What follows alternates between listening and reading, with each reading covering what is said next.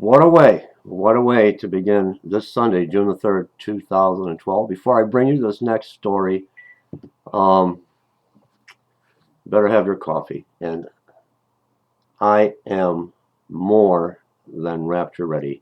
I'll put the link to this article below. Grab your coffee. Now, before I bring you the first story of the day, get your Bibles out. King James Authorized Edition, Matthew 24, beginning at verse 9. Then shall they deliver you up to be afflicted, and shall kill you, and you shall be hated of all nations for my name's sake. And then shall many be offended, and shall betray one another, and shall hate one another. The story comes from Reuters. I'll put the link below. Suicide car bomber kills 12 in Nigeria. A suicide bomber drove a car full of explosives into a church in northern Nigeria on Sunday, killing 12 people in the latest deadly attack on Christian worshippers, witnesses said.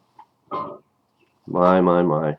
Security forces at a roadblock nearby said the bomber forced his car through the checkpoint and drove into the church full of Christians in Yalwa on the outskirts of the city of Bauchi.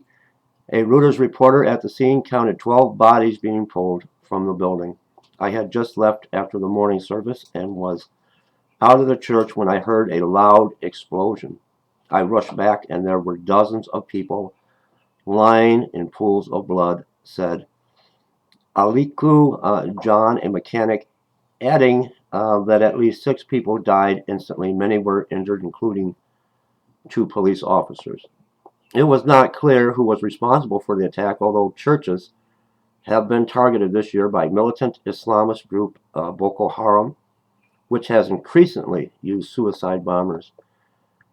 I was just in the area when I heard a huge blast. The sound was so loud, my ears are still ringing, said Samuel Itudu, who was outside the church when the explosion happened. Boko Haram, which says it is fighting to reinstate an ancient Islamic law in northern Nigeria that would impose stricter Sharia law, has been blamed for hundreds of killings and bomb or gun attacks over the past 2 years.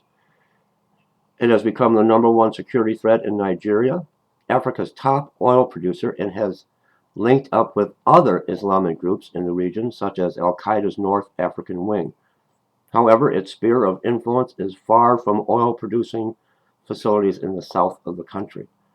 The sect had been less active in recent weeks as a security crackdown in the north led to the deaths and arrests of several commanders. Gunmen killed at least 15 people and wounded many more, as you remember, on April 29th in an attack on a university theater being used by Christian worshippers in Kano, northern Nigeria's biggest city.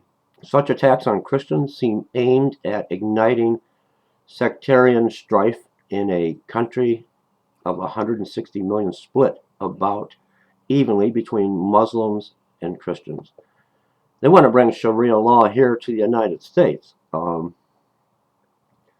U.S. Justice Department is pressing the U.S. State Department to label Boko Haram a foreign terrorist organization, a move the Nigerian government does not support because it thinks it would do little to resolve the conflict. Understanding the growing threat Islamists pose to Western interests, a German man held hostage in northern Nigeria by a group linked to Al-Qaeda was killed on Thursday during a raid by Nigerian forces. Boko Haram have denied responsibility, of course, for the kidnapping, but security forces suspect it was carried out by a faction of the sect. This comes from Reuters. I'll put the link below in the Show More section. Christians worshiping on a Sunday, and this comes out Sunday, June 3rd, 2012, while a suicide bomber, Islamic suicide bomber, drives his car full of explosives into the church. 12 people so far. The count is 12 people dead on this attack against Christians in Nigeria. Leave me comments. The link will be below. God bless you.